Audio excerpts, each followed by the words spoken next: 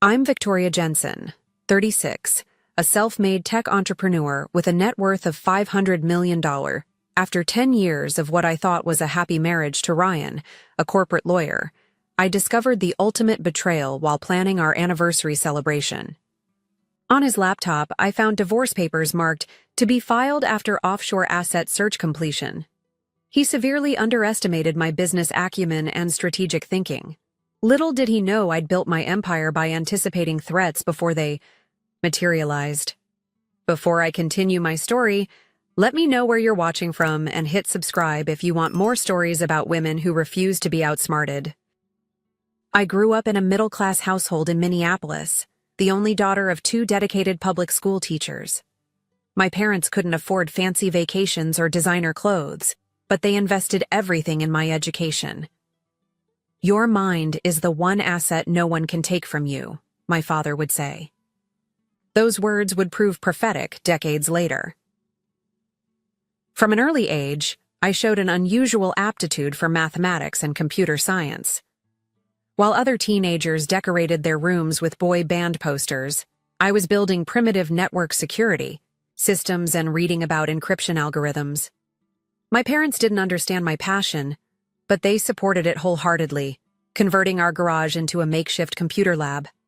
After graduating summa cum laude from MIT with dual degrees in computer science and business, I turned down lucrative offers from Silicon Valley giants. I had identified a critical gap in the cybersecurity market that no one was addressing.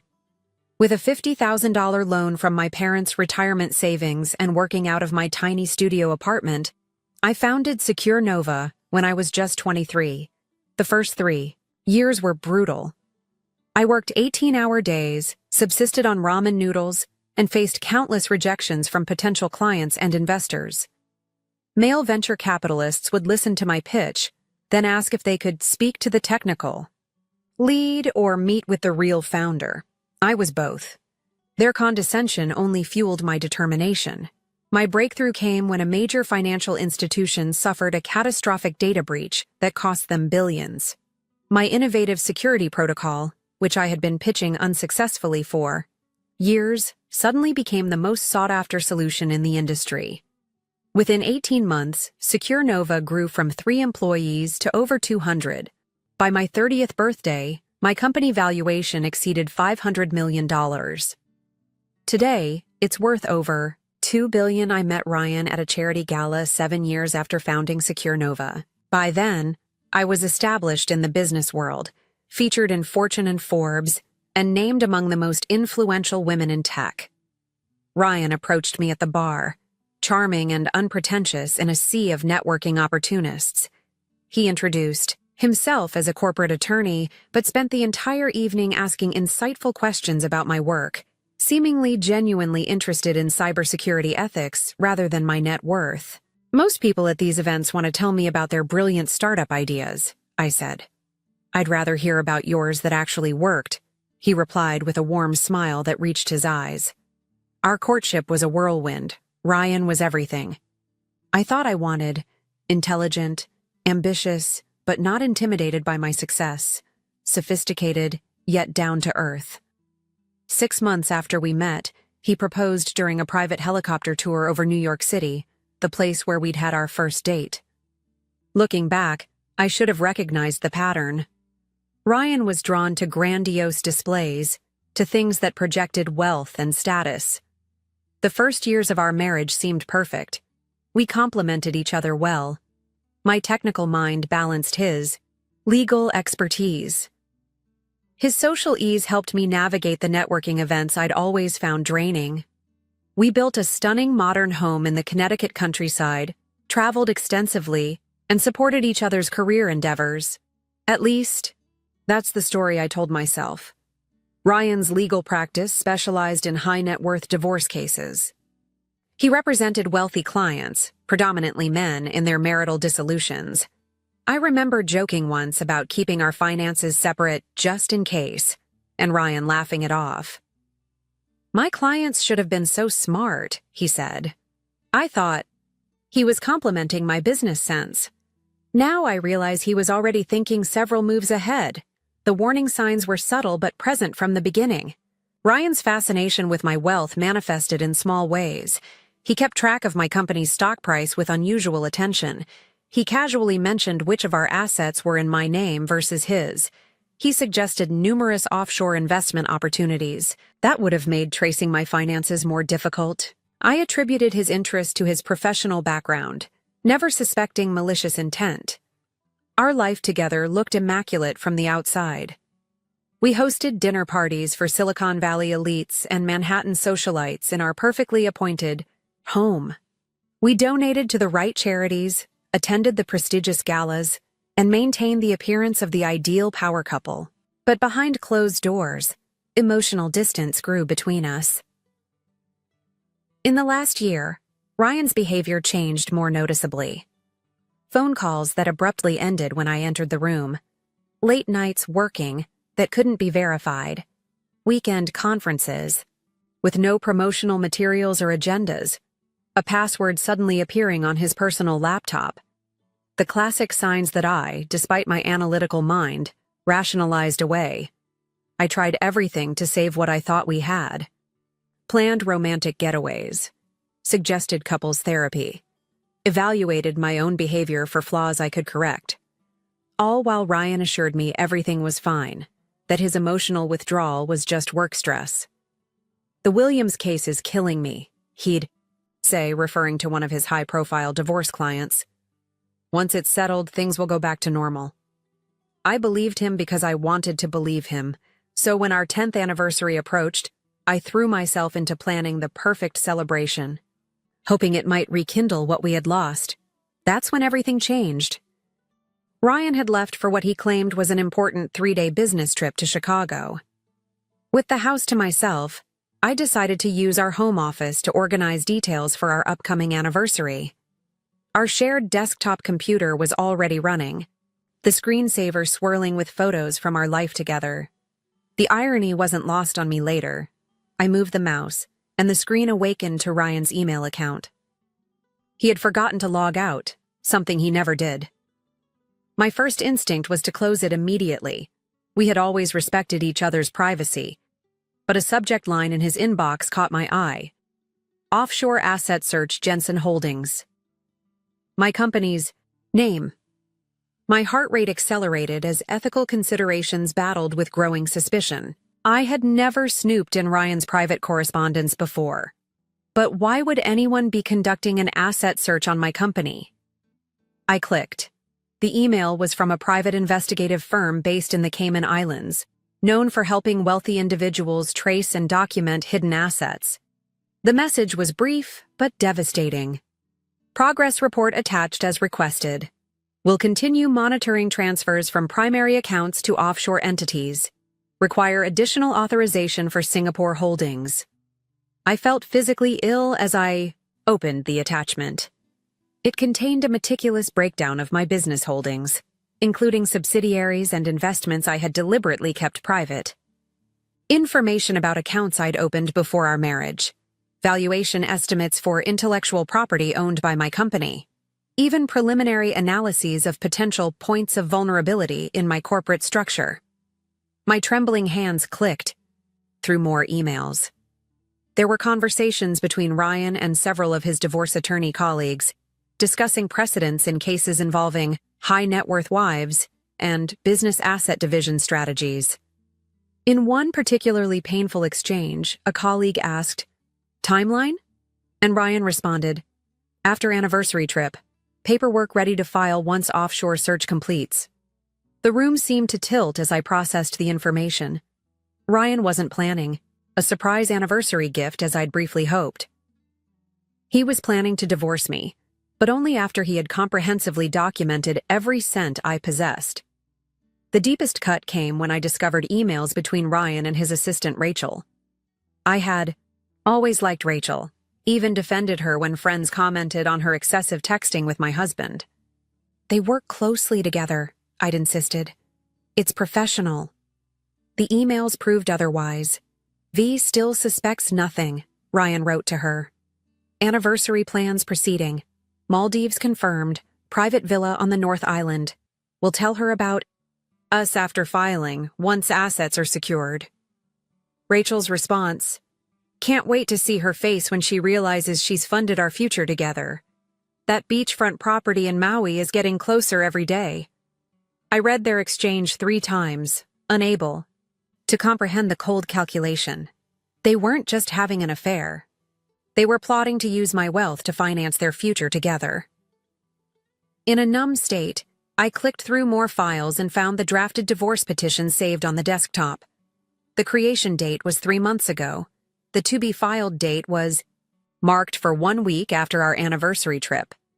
The document included a claim to half of my company based on substantial contribution to its growth during the marriage, and despite Ryan never having played any role in my business.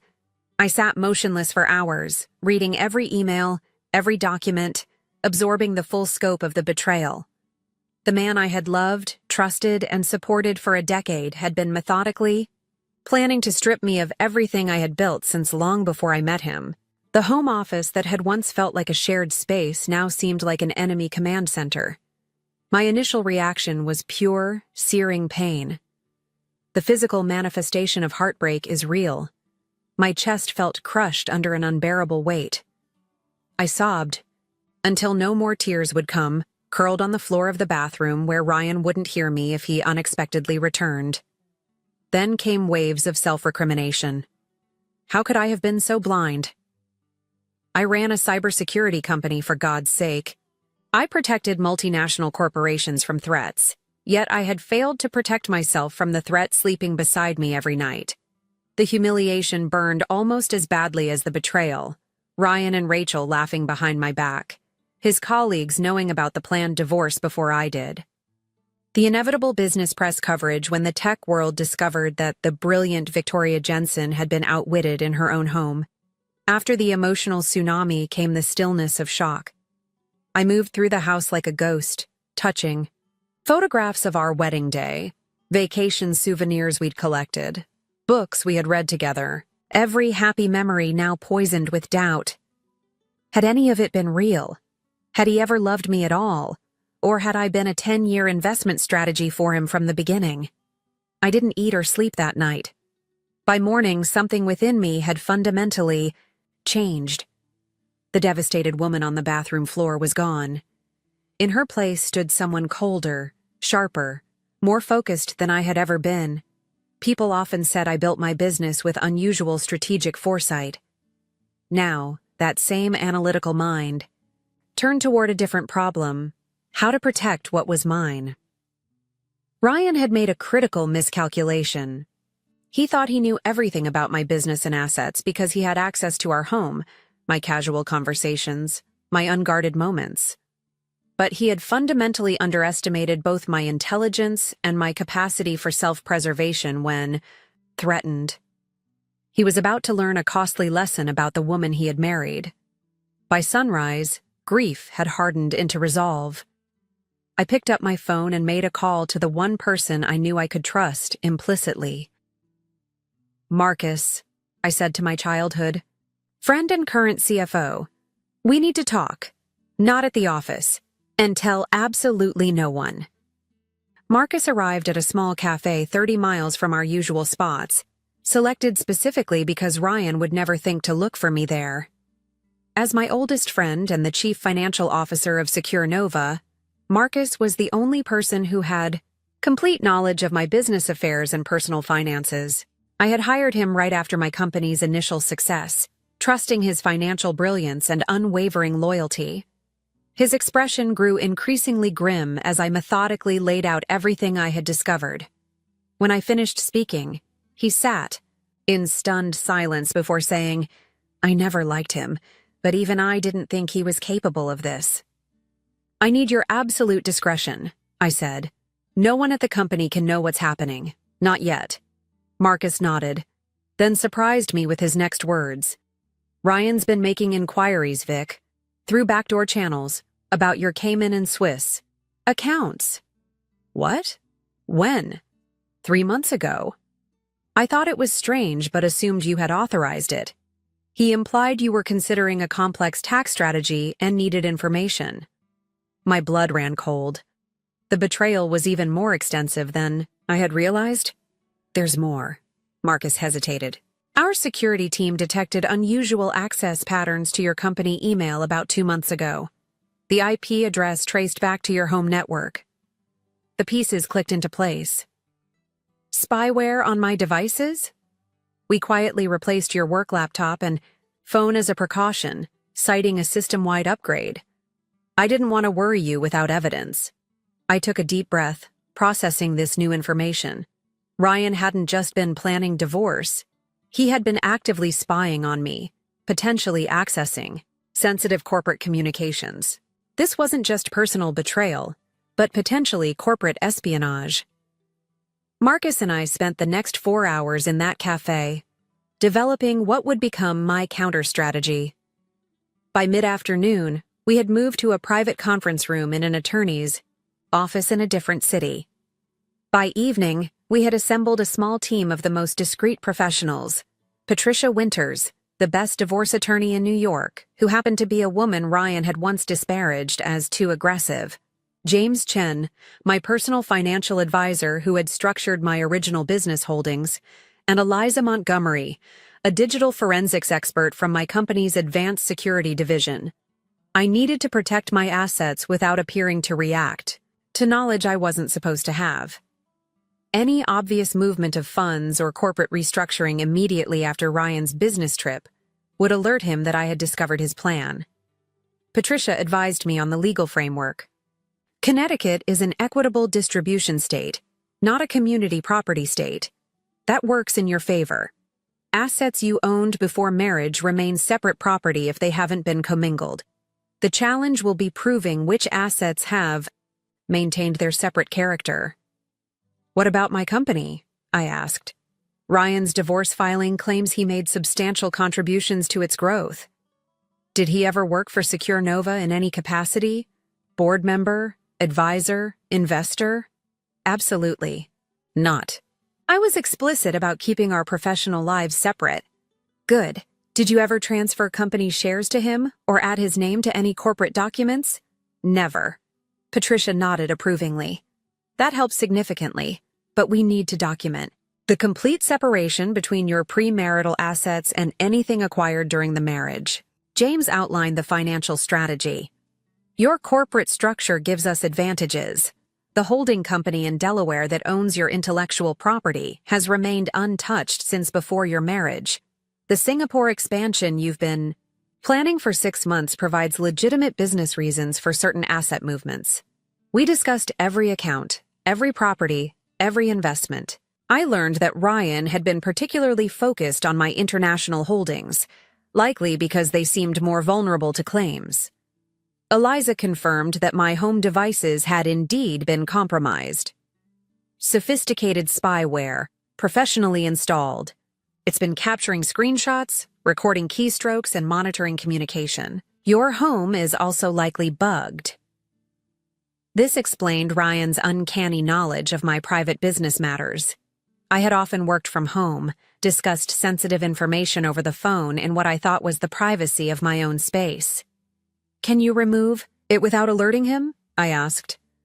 Not without risking his knowledge, but we can feed it selective information while you use secure channels for actual communication. This became a critical component of our strategy, allowing Ryan to continue thinking his surveillance was working while conducting my real business through newly established secure channels. Over the next 24 hours, I barely slept as we refined a comprehensive counter-strategy that would unfold over 7 days. The plan had multiple components. Legitimate business restructuring that had been in planning stages for months, accelerated through proper corporate governance channels. Completion of the Singapore expansion with appropriate asset allocation for international operations. Refinement of corporate intellectual property ownership through previously established Delaware entities. Strategic documentation to prove the separate nature of premarital assets. Digital misdirection through compromised channels while actual operations moved through secure ones. The strategy had to be executed flawlessly. While I maintained the appearance of a wife excitedly planning an anniversary celebration, completely unaware of her husband's betrayal. As dawn broke on the second day, I looked at my team of trusted advisors. Ryan thinks he's been playing chess while I've been playing checkers, I said. He's about to discover I've actually been playing three-dimensional chess all along. The devastated woman who had curled up on the bathroom floor was gone completely now. In her place stood the same strategic thinker who had built a billion-dollar business from nothing. Ryan had made the critical error of separating those two people in his mind. He believed he had married a successful woman who could be emotionally manipulated. He failed to understand that my success came precisely from my ability to channel emotion into strategic action. The next 7 days would be the most challenging test of that ability. As I drove home to maintain appearances, I felt a strange calm settle over me. The initial shock and pain had transformed into cold, focused determination. Ryan wanted a war over assets. I would give him one he was utterly unprepared to fight. Day 1 began the moment Ryan's flight took off for his business conference, which my private investigator confirmed was actually a romantic getaway with Rachel at a luxury resort in the Cayman Islands. The irony wasn't lost on me that he was conducting both his affair and his asset hunt in the same location. I initiated the first phase of our plan, the Singapore expansion that had been in preliminary discussions for months. As CEO, I called an emergency board meeting, citing a competitive threat that required immediate action. The board, trusting my business instincts that had consistently yielded remarkable results, unanimously approved accelerating the expansion plan. By noon, legitimate corporate attorneys were preparing the necessary legal structures for the Asian market entry. By evening, $75 million in corporate assets began moving through proper channels toward the new Singapore entity. From a business perspective, this was a sound strategic move. From a personal protection standpoint, it was brilliant. The assets were corporate, not personal, moving for documented business purposes that predated any knowledge of divorce plans. My home office became command central for the legitimate business operation, knowing full well that Ryan's spyware was documenting every call, every email. Meanwhile, the actual strategic planning happened on secure devices in locations that changed daily. I slept 3 hours that night, my mind racing with both strategic calculations and painful personal realizations. Day 2 focused on intellectual property protection. SecureNova's value resided primarily in its proprietary algorithms and security protocols. James and the legal team worked with the patent attorneys to formalize and strengthen the documentation, showing that these assets belonged to the Delaware holding company established 4 years before I met Ryan. We're not moving anything, Patricia emphasized. We're documenting what has always been true but could be contested without proper paper trails. That afternoon, I maintained appearances by calling Ryan and enthusiastically discussing anniversary plans. Each word felt like glass in my mouth. I can't wait to surprise you, he said, his voice warm with practiced affection. I'm sure it will. Be unforgettable, I replied, thinking how true that statement would prove to be. Day 3 brought the most complex phase, properly documenting the growth trajectory of assets I had owned before marriage. James and his team worked tirelessly, tracing the organic growth of investments, the natural appreciation of properties, and the reinvestment of premarital assets into new ventures. The key is showing that the $500 million isn't just some number that appeared during the marriage, James explained. It's the natural documented evolution of assets you brought in as separate property. Meanwhile, I conducted normal business operations, approved routine transactions, and continued anniversary preparations. The cognitive dissonance was staggering. In one moment, I was selecting a sentimental gift for a husband who was betraying me. In the next, I was reviewing complex financial structures designed to protect me from that same man. The emotional toll began to show. I lost weight, developed insomnia, and caught myself staring blankly at walls. But underneath the personal trauma, my strategic mind remained laser-focused. Day 4 centered on real estate holdings. Ryan had been particularly interested in our vacation properties in Aspen, Martha's Vineyard, and Hawaii. All three had been purchased with my premarital funds, but had appreciated significantly during our marriage. He'll claim that appreciation occurred during the marriage and is therefore marital property, Patricia warned. Through careful financial archaeology, we documented that improvements to these properties had been paid for exclusively from accounts containing only my separate property. Any appreciation could thus be attributed to my separate investments rather than marital effort. I also discovered something disturbing. Ryan had been photographing documents in my home office safe when I wasn't there. The safe contained old financial statements and property deeds.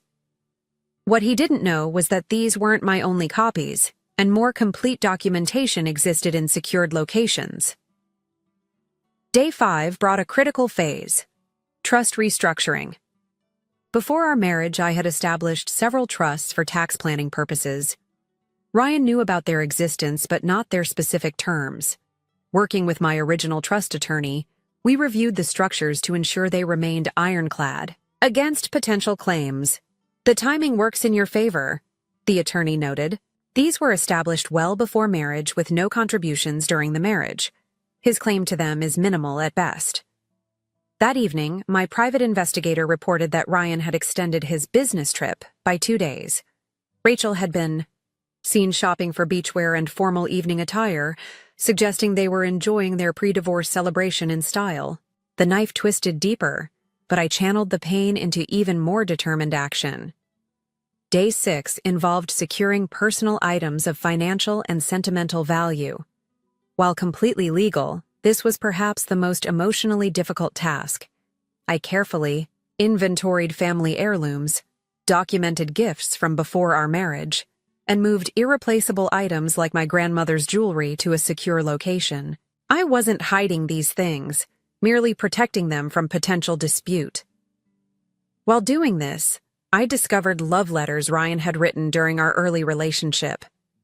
Reading them now was like glimpsing an alternate universe where his declarations of eternal devotion had been sincere. I placed them in a separate box labeled Evidence of Intent, knowing they might prove useful in demonstrating the stark contrast between his promises and his actions. Day 7, the final day before Ryan's return, was devoted to comprehensive documentation. Every transaction, every corporate decision, every asset protection measure undertaken in the previous 6 days was meticulously recorded with appropriate justifications that had nothing to do with impending divorce. My team gathered, one last time in a secure location to review our work. Each measure taken was legally sound, business appropriate, and properly executed through legitimate channels. We had created no new entities solely for asset protection, moved no funds outside normal business operations, and taken no actions that couldn't be justified by sound business strategy. If this goes to court, Patricia said with satisfaction, every step we've taken is defensible as standard business practice or prudent management of separate property.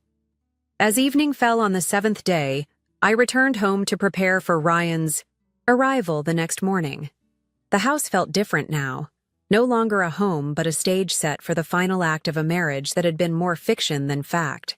I moved through the familiar rooms with the strange detachment of someone observing their life rather than living it. In the master bathroom, I studied my reflection. The woman looking back had changed in subtle but profound ways. The naive trust was gone from her eyes, replaced by something harder, wiser. I had protected my financial assets, but the emotional cost had been enormous. Still, I recognized that I was emerging stronger, more self-reliant than I had been before. I slept surprisingly well that night, the sleep of someone who has done everything possible to prepare for an approaching storm. When morning came, I dressed carefully in Ryan's favorite outfit, applied makeup to mask my exhaustion, and prepared to deliver the performance of my life. The pieces were in place. Now it was time to let Ryan make his move, not realizing that his game had been quietly, thoroughly, legitimately dismantled before he could play his first card.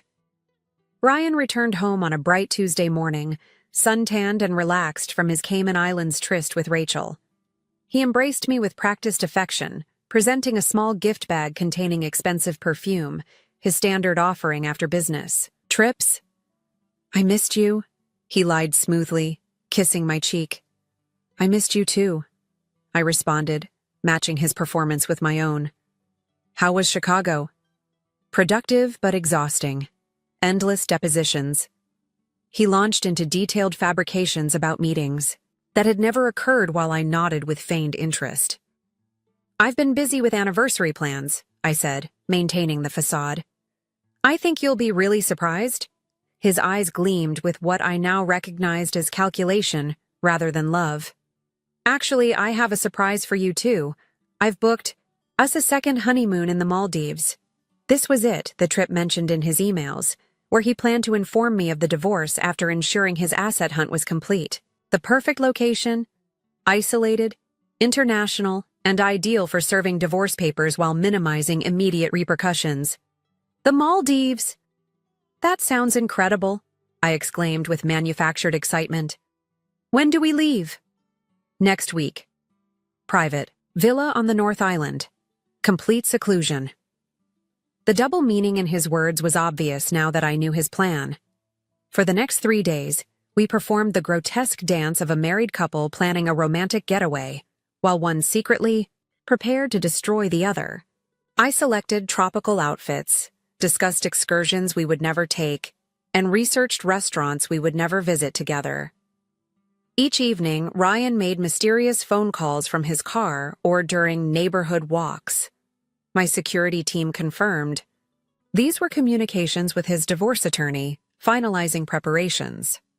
On Thursday evening, Ryan announced he had dinner reservations at my favorite restaurant to pre-celebrate our anniversary. I spent hours preparing, knowing this might be the last normal evening before everything changed. As I applied lipstick, my private investigator texted, "Meeting at Hamilton and Reed Law Firm confirmed for 3 p.m. Document filing likely." Hamilton and Reed was the prestigious divorce firm representing 3 of Ryan's wealthy clients. Now they were representing him. At 5:30 p.m., just before our dinner reservation, Ryan's phone rang. He stepped onto the terrace to answer it, returning with a masterfully constructed expression of regret. "I'm so sorry, but there's an emergency with the Williams case. I need to go to the office immediately." "Tonight? Can't someone else handle it?" I asked, playing the disappointed wife. "I wish. The judge is making a special exception for a filing deadline. I'll make it up to you tomorrow night, I promise." As he rushed out, my investigator confirmed he was actually heading to the courthouse with his attorney to file the divorce petition. The paperwork that would attempt to claim half of everything I had built was being processed at that very moment. I sat alone in our silent house, the elaborate dinner outfit suddenly absurd. Despite knowing this was coming, despite a week of preparation, the finality of his actions struck me with unexpected force. This was really happening. 10 years of marriage was ending with calculated deception rather than honest conversation. The formal notification arrived the next morning via courier. I made sure the security cameras captured my shocked reaction as I accepted the envelope. Inside was the divorce petition, asserting claims to half of all assets including my company, citing his substantial contributions to its growth and success. Within hours, Ryan returned home, his demeanor now entirely transformed. Gone was the loving husband planning a romantic getaway. In his place stood a cool, professional divorce attorney managing a high-value case. "I think we should discuss this civilly," he began, settling into an armchair like he was conducting a client meeting. "I've arranged for the Maldives trip to be canceled." "Why are you doing this?" I asked, allowing genuine emotion to color my voice. The question wasn't about the divorce, but about the elaborate deception surrounding it. "These things happen," he replied dismissively. "People grow apart. The important thing now is to divide assets fairly and move forward." "Fairly?" The word caught in my throat. "Yes, fairly. Connecticut law is clear about equitable distribution. My attorneys have prepared a preliminary asset division proposal." He slid a document across the coffee table. You'll see we're suggesting a straightforward 50-50 split of all marital assets, including Secure Nova. I took the paper with trembling hands that weren't entirely feigned. The document outlined exactly what his emails had promised Rachel. Half of everything I had built, including substantial company equity. I'll need time to review this with my attorney, I said softly. Ryan's confidence was palpable. Of course, take the weekend. But Victoria, protracted legal battles only benefit the attorneys. It would be better for both of us to reach an amicable agreement quickly. What he meant was, it would be better for him to secure his payday before I could mount an effective defense. The condescension in his tone suggested he viewed me as the emotional woman who would cave rather than fight. I understand, I replied, playing into his perception of me as the weaker negotiator. He spent the weekend alternating between patronizing explanations of divorce proceedings and cold withdrawal into work calls. I maintained the appearance of shocked devastation, which required little acting. The pain of betrayal was real, regardless of my preparedness for it. By Monday morning, something had changed. Ryan received a call that sent him rushing to his attorney's office. He returned. Hours later, his face ashen. Is everything all right? I asked innocently. There seems to be some confusion about the asset documentation, he said carefully. Nothing serious, just unexpected paperwork. What he didn't say was that his legal team had begun the standard discovery process and encountered the first obstacles to his plan. The offshore investigators had submitted their reports, and the picture they painted didn't match Ryan's expectations. On Tuesday, the cracks in his confidence widened. Multiple urgent meetings with his legal team left him increasingly agitated. By Wednesday, his calls to financial analysts became heated, his tone demanding as he tried to understand the corporate structures he was encountering. What exactly is Secure Nova Singapore? He finally asked me directly over an awkward dinner. Our new Asia-Pacific headquarters, I replied calmly. The board approved it months ago. It's been in all the company newsletters. And the intellectual property transferal to the Delaware holding company? That wasn't a transfer. That's where it's always been held since before we met. I took a sip of water. Ryan, is something wrong with the discovery process? His forced smile failed to reach his eyes. Just standard information gathering. These corporate structures are quite complex. They're actually fairly standard for a company of our size, I noted mildly, watching him struggle to maintain composure. By Friday, exactly 1 week after filing, Ryan's careful plan had begun to publicly unravel. His legal team requested an emergency conference with my attorneys, where they expressed concerns about asset valuation discrepancies. What they meant was, the fortune they thought they could easily claim was proving remarkably difficult to access. The first hint of panic appeared in Ryan's eyes that evening as he paced our home office, phone pressed to his ear. What do you mean premarital? The appreciation occurred during the marriage. His voice rose as he argued with his own attorney. When the call ended, he approached me with a dramatically altered demeanor. The cold professional was gone, replaced by an attempt at the charming husband I had once loved. Victoria, I've been thinking. Perhaps we've been hasty about all this. Hasty? The divorce filing? I kept my tone neutral.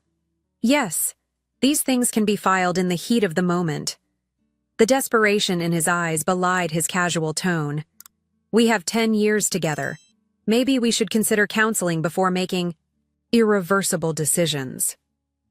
I stared at him, amazed by the transparency of his reversal now that his asset grab was failing. Counseling, I repeated, after serving me divorce papers without warning. People make mistakes, he said, reaching for my hand. I withdrew it before he could touch me. Yes, I agreed. They certainly do.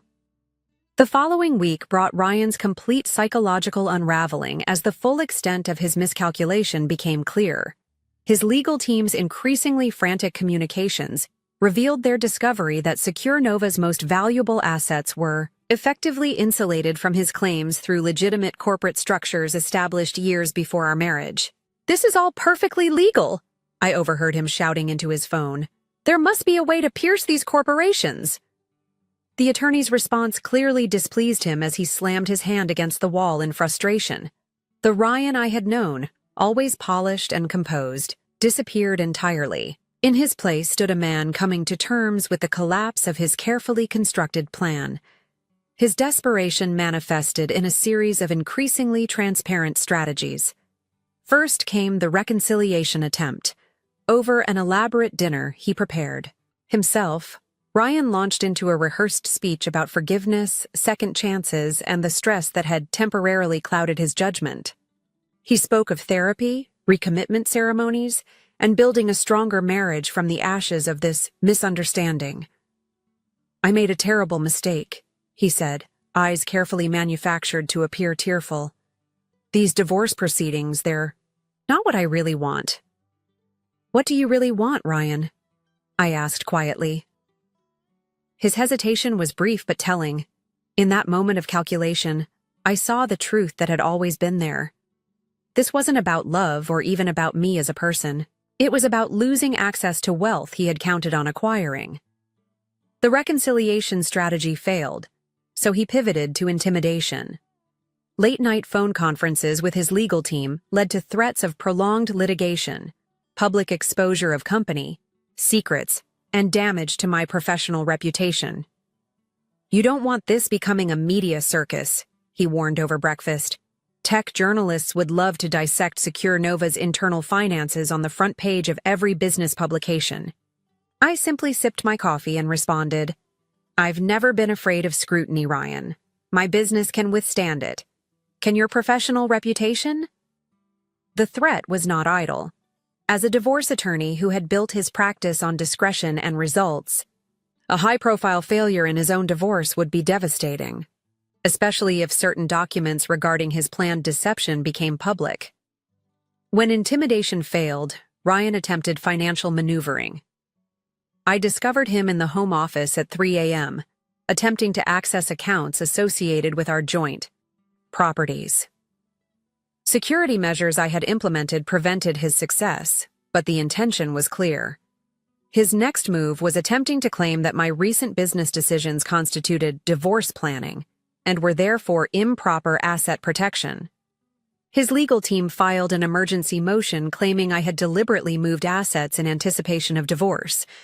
This strategy backfired spectacularly when my attorneys produced board meeting minutes, business plans, and international market analyses, dating back 18 months, all demonstrating that every corporate action had legitimate business purposes unrelated to our marital status.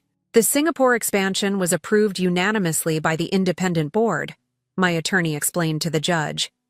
All corporate actions followed standard governance procedures, with proper documentation and legitimate business justification. The judge denied Ryan's emergency motion, dealing another blow to his rapidly disintegrating case. As legal defeats accumulated, Ryan's behavior became increasingly erratic. He alternated between rage, artificial affection, and despondent withdrawal. During one particularly volatile evening, he accused me of having planned this counterattack all along. You knew, didn't you? He shouted, pacing our living room, like a trapped animal. You knew and you set me up. Knew what, Ryan? I asked calmly. That you were planning to divorce me? That you had investigators hunting for my assets? That you were having an affair with Rachel while plotting to take half my company? The color drained from his face as I continued. Or perhaps you mean, I knew that you installed spyware on my devices and bugs in our home to gather financial information? His shock at my knowledge was genuine. How long have you known? He whispered. Long enough to understand exactly who you are, I replied. The final collapse of Ryan's case came when my legal team submitted evidence of his systematic deception, including the emails with Rachel and the offshore investigators. What had begun as his offensive strategy to claim my assets transformed into a desperate defense against potential professional misconduct charges. His law partners, concerned about reputation damage to their firm, called an emergency meeting. By the following Monday, Ryan's professional standing was in freefall. 3 major clients had withdrawn their cases from him. The partners asked him to take a leave of absence. The legal community, which had once respected him as a skilled divorce attorney, now viewed him as an object lesson in hubris and failure. In a last desperate attempt, Ryan showed up at my office unannounced, causing a scene in the reception area, until security was called. "You've destroyed everything I worked for," he shouted as he was escorted out. 10 years of marriage, and this is how you repay my love? The irony of his claiming love as his motivation after his calculated betrayal might have been amusing if it weren't so pathetic. Employees who witnessed the outburst were shocked, having always known Ryan as the charming, supportive husband who appeared at company functions. That evening, sitting alone in the home office where I had first discovered his betrayal, I found a strange sense of peace settling over me. The man I had loved had never really existed. The marriage I had valued had been, at least for him, a long-term investment strategy rather than an emotional commitment. The pain remained, but its quality had changed. It was no longer the acute agony of fresh betrayal, but the duller ache of accepting a difficult truth. I had built a business by seeing reality clearly and responding strategically. Now I had applied those same skills to my personal life, with equally effective results. 1 month after filing for divorce, Ryan accepted a settlement that recognized the separate nature of my premarital assets, including Secure Nova and its subsidiaries. He received a fair portion of jointly acquired property, but nothing close to the fortune he had planned to extract. His career in tatters, his affair with Rachel exposed and subsequently ended when the financial prospects dimmed, he relocated to Chicago to attempt to rebuild his professional life. The last time I saw him was at the final settlement signing. He looked older, diminished, the confident gleam gone from his eyes. As we exited the attorney's office, he caught my arm gently. "For what it's worth," he said quietly. "There were times when it was real for me too." I studied his face, searching for truth in a man who had made deception his art form. The sad thing is, I'll never know if that's true, and that's entirely your doing. I walked away without looking back, feeling lighter with each step, shedding the weight of false love and betrayal. Ahead lay uncertainty, but also freedom and the knowledge that I had faced the worst kind of personal betrayal and emerged not just financially intact, but emotionally stronger. 6 months after the divorce was finalized, I stood at the window of my new penthouse overlooking Central Park. The spring evening bathed the city in golden light, and for the first time in over a year, I felt genuinely at peace. The legal battles were behind me. Secure Nova continued to thrive, our Singapore expansion exceeding revenue projections by 30%. More importantly, I had begun the process of rebuilding my personal life from the ground up. The journey hadn't been easy. After the initial victory of protecting my assets came the harder work of emotional recovery. I found a skilled therapist who specialized in betrayal trauma, someone who didn't minimize the psychological impact of discovering a decade-long relationship had been in many ways a calculated deception. Recovery isn't linear, Dr. Levine reminded me during our weekly sessions. Some days you'll feel strong, other days the grief will hit unexpectedly. She was right. I would go weeks feeling empowered, then break down in tears when finding an old photograph or receiving a wedding invitation. The betrayal had shaken my fundamental ability to trust, not just romantic partners, but my own judgment. I built a security company, I told Dr. Levine during one particularly difficult session.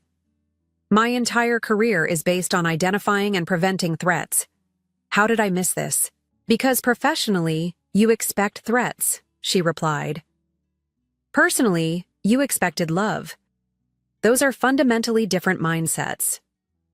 Gradually, I reconnected with friends I had neglected during my marriage. Ryan had subtly isolated me from my support network, another red flag I had missed. My college roommate Sophia flew in from Seattle and stayed for 2 weeks, filling my evenings with laughter I had forgotten I was capable of experiencing. My parents, now retired and living in Florida, visited monthly. Their steadfast support reminded me that genuine love without hidden agendas did exist.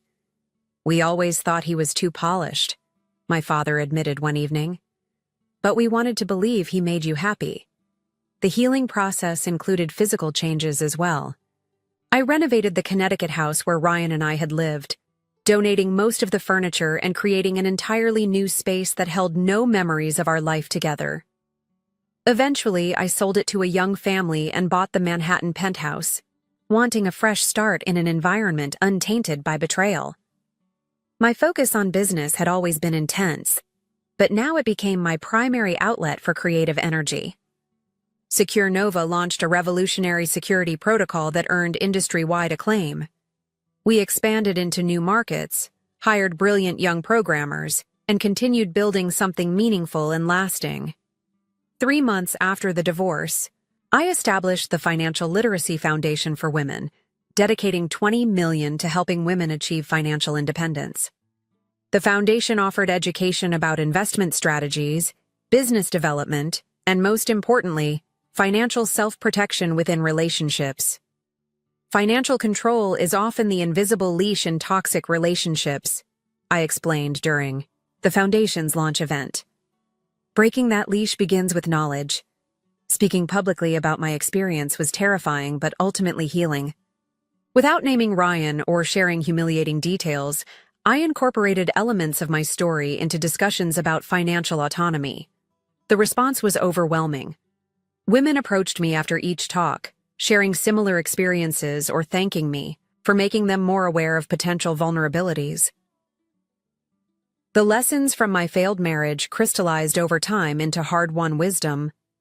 I had ignored early warning signs, rationalizing Ryan's interest in my finances as natural curiosity rather than calculation. I had believed in the image of our relationship rather than paying attention to subtle inconsistencies. I had trusted completely without verifying, something I would never have done in business.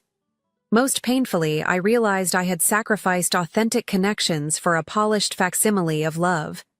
Ryan had presented himself as the perfect partner, mirroring my desires and expectations.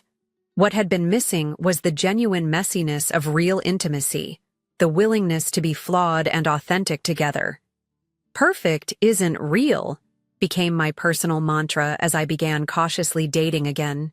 I found myself drawn to different qualities now: authenticity, emotional transparency, people whose actions consistently matched their words. Michael, a neuroscience professor I met through a mutual friend, became an unexpected source of healing. Our relationship developed slowly, based on genuine friendship before evolving into something deeper. His straightforward nature and complete lack of interest in my financial status were refreshing.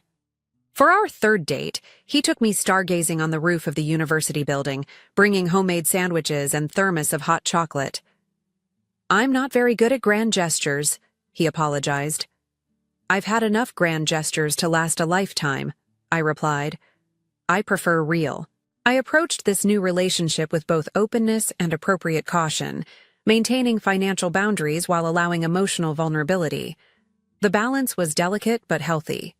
The most surprising outcome of the entire ordeal was my newfound sense of freedom. Having faced my greatest fear, having my trust completely betrayed, I discovered I could survive and eventually thrive again. The experience had stripped away pretense and left me with clearer vision, both personally and professionally. Ryan's attempt to take what I had built had ultimately failed, but his betrayal had taken something irreplaceable: my naive belief in perfect love and happy endings. In its place grew something more valuable: a realistic appreciation for authentic connection, self-reliance, and the understanding that genuine strength comes not from avoiding pain, but from moving through it with integrity. News of Ryan eventually reached me through mutual acquaintances. His professional rehabilitation had been partial at best. No prestigious firm would hire him after the scandal, forcing him to establish a small private practice handling minor cases. Rachel had left him for a hedge fund manager shortly after. Our divorce was finalized. The beachfront property in Maui they had planned to purchase with my money remained a dream unrealized. I felt no satisfaction in his downfall, only a distant sadness for the waste of potential. The man had been brilliant in his field, charming when he chose to be, capable of so much more than deception. His decision to build his future on betrayal rather than authentic achievement had cost him everything he truly valued: status, recognition, and professional respect. The lesson in his fate was clear. Shortcuts to wealth built on deception eventually collapse. Sustainable success, whether in business or relationships, must be built on genuine value and integrity. Today, as I prepare to take Secure Nova public with a projected valuation of $4 billion, I reflect on the journey that brought me here. The Takusai company continues to thrive not because of shortcuts or deception, but because we built something of genuine value, solving real problems with innovative solutions. My personal life follows the same philosophy now, valuing authentic connection over perfection, transparency over polished illusion. The betrayal that once seemed like the end of my world became instead a painful but necessary awakening, teaching me to trust my instincts, verify what matters, and build security into every aspect of my life without sacrificing openness to genuine connection. For those of you watching who might be facing your own betrayals or challenges, remember that the darkest moments often contain the seeds of unforeseen growth. Trust can be rebuilt, but wisely this time. Success is sweetest when it's earned through genuine effort rather than manipulation. And sometimes, the collapse of what you thought you wanted makes space for what you truly need. Have you ever had to restart your life after betrayal? What helped you move forward? Share your stories in the comments below. If this story resonated with you, please hit like and subscribe for more insights on resilience and renewal. Thank you for joining me on this journey. And remember that your worth is never determined by someone else's ability to recognize it.